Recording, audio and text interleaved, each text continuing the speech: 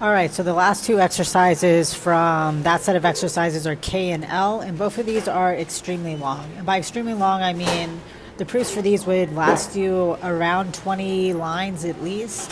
So I'm going to run through them, and I'm also going to stipulate I don't think that we're going to test you on these because it's absurd. But just in case, this is how it works. So for K, we start off by writing the assumption that we want to have already, which is Q.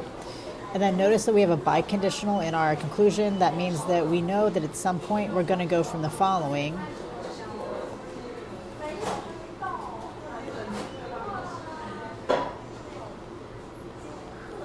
that we're going to go from this into that biconditional. So this also tells us something about the pieces. Namely, we have two pieces here. Piece 1 is this conditional and piece 2 is this conditional. So the best way to approach this is one of two things. You can either do a type of reductio in order to get the pieces that you want, or you could do some conditional proofs. Since I think by looking at this that it's the case that a reductio is actually the shortest way to do this, I'm going to do two reductios. It's not pretty, but it's the only way to make this work.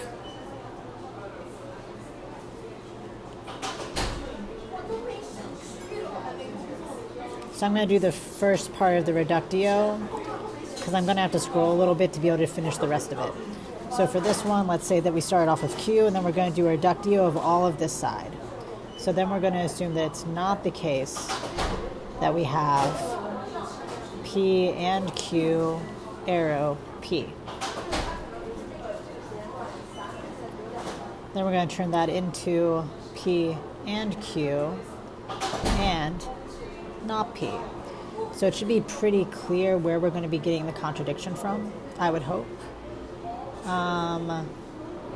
Hopefully. And if not, that's okay, but let's just start with this. So we have this. This is from line 2. This is our favorite SI 35G. And then we break this apart into P and Q and not P with and eliminations. Then we're going to break off the P from 4 with another and elimination.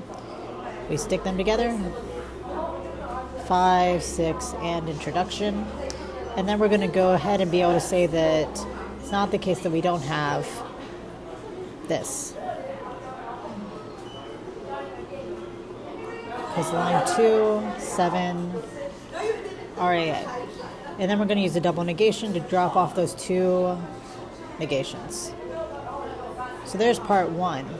We're not done yet. So now we need to do the other side. We need to do this side. So we're going to assume that it's not the case that we don't have P, arrow, P, and Q. Assume for the sake of a reductio. Then we're going to do some of the same as we did earlier. This is going to give us P and not P and Q. 10 SI 35G.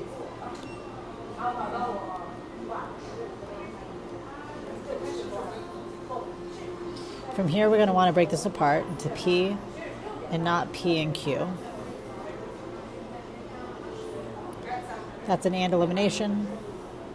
And then for 13, what we can do with 13, there's a few things that we could do with this. One of the things that we could go ahead and do would be to get to not Q using conjunctive syllogism.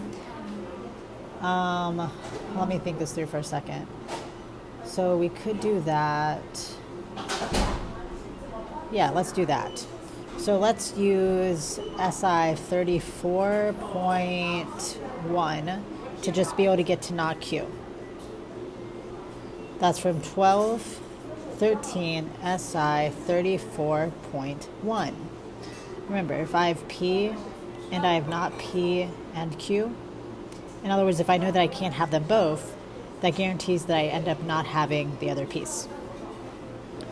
Now notice back all the way at line 1 that we haven't used yet that we have a Q. That means that we have Q and not Q from lines 1, 14, and introduction. And since we showed that 10 led to a contradiction, we're going to be able to say it's not the case that we don't have P, arrow, P, and Q.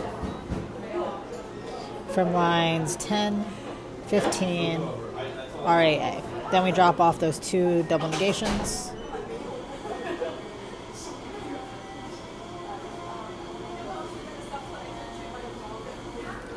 But we're not done yet. Why? Well, because we have to actually AND them together now. So now we have to take lines 9 and lines 10 and we need to put them explicitly together.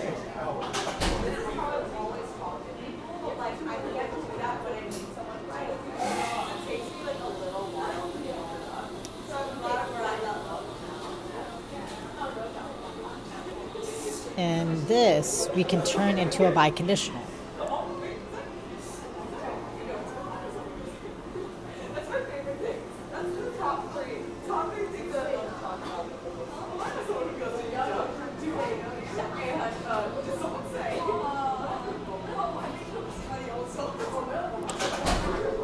Quick note, I think that for my line 18, I might need to reverse the order here, but I think it still works. And now let's do our assumption numbers. Our assumption numbers are going to be 1 for the given, 2 for that one, 10 here, and then this is a 2, a 2, a 2, a 2, a 2. And then for this line, what you're going to notice is that we're going to discharge the 2. And we're pretty much left with no assumption number in line 9. That's okay. For 11, that comes from 10, 10, 10, 10, 1 and 10. Then we write 1 and 10 line 16. It's an RAA. Discharge the 10. Then we're just left with the 1.